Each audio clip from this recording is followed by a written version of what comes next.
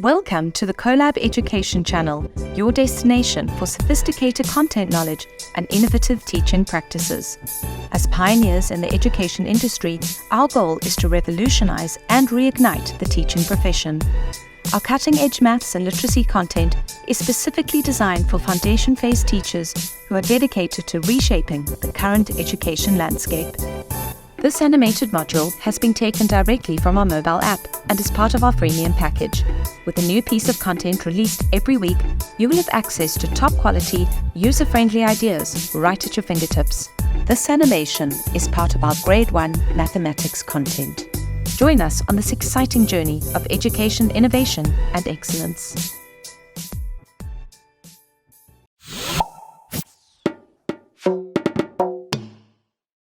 Because the focus of this lesson will be about the passing of time and sequencing of events, begin with a warm-up activity that will revisit some of the vocabulary linked to understanding this concept. Show the children a calendar. Pose the following questions to them. What day of the week am I pointing to? What month of the year is shown? What year does this calendar refer to? How many days are in a week?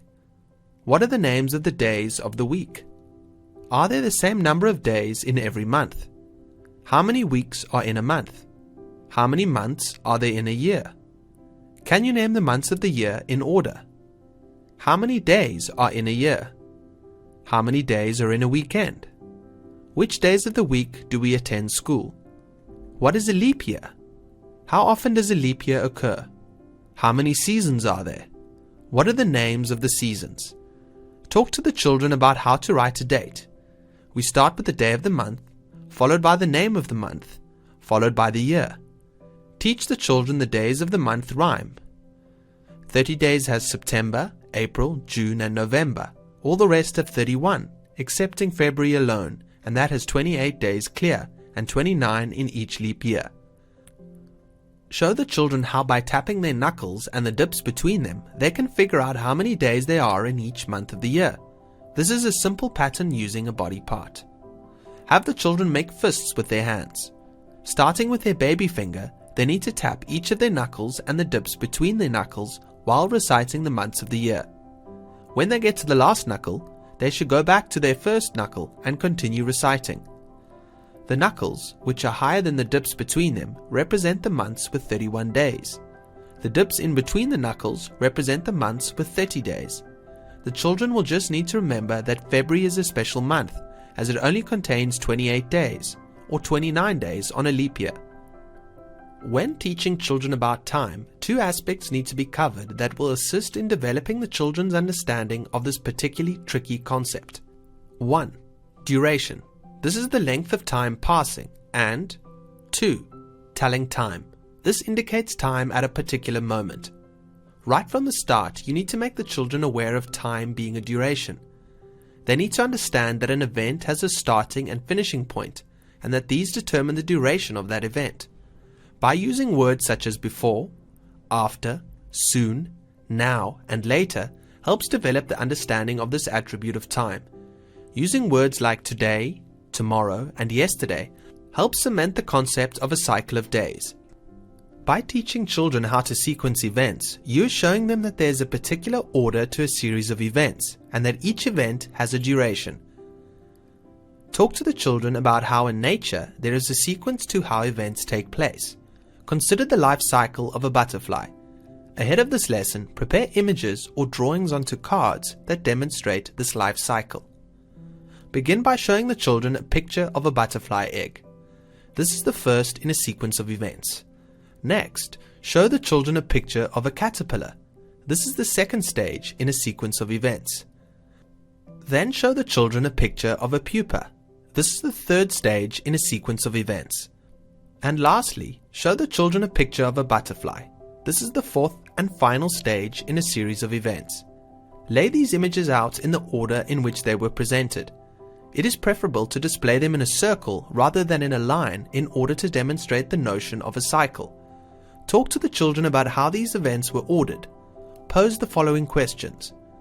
Why does the sequence of events start with the egg? Why does the sequence of events end with the butterfly? Why could we not put the picture of the pupa before the picture of the caterpillar? What picture would we put after the picture of the butterfly? What does a cycle mean? To cement the importance of the correct sequencing of events, you can demonstrate making a sandwich to the children. This is an optional activity. Show the children the ingredients and utensils that you will be using to make the sandwich. These could include 2 slices of bread, butter, a slice of cheese, a knife, a breadboard, and a plate. Talk the children through the steps you will take to make the sandwich. First, I will place the 2 slices of bread next to each other on the breadboard. Then I will use my knife to spread butter onto both slices of bread. After that, I will place a slice of cheese onto one of the slices of bread.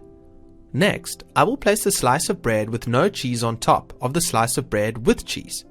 Then I will use my knife to cut the sandwich into 2 halves. Lastly, I will place both halves of the sandwich onto a plate ready to serve. Use words like first, then, next, and lastly in your demonstration to show an order to the events. Ask the class if your sandwich making would have been successful if you had started the process by putting the slices of bread together and cutting them in half before spreading the butter and cheese onto the bread. Lead the children into a discussion about putting events in order. Ask the children to share ideas about other events that require a correct sequence.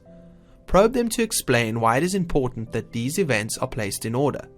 What would happen if the order changed? To consolidate the importance of events having a sequence, show the children a series of pictures of people of varying ages. These images can be sourced from the internet or magazines, or they can be hand-drawn by you. Begin by showing the children a picture of a baby. Ask the children how old they think the baby is. Place the image in a space where it can be seen by all of the children. Next, show the children a picture of a toddler. Again, ask the children how old they think the child might be. Include questions like, who is older, the child in the first picture or the child in the second picture? How do you know this?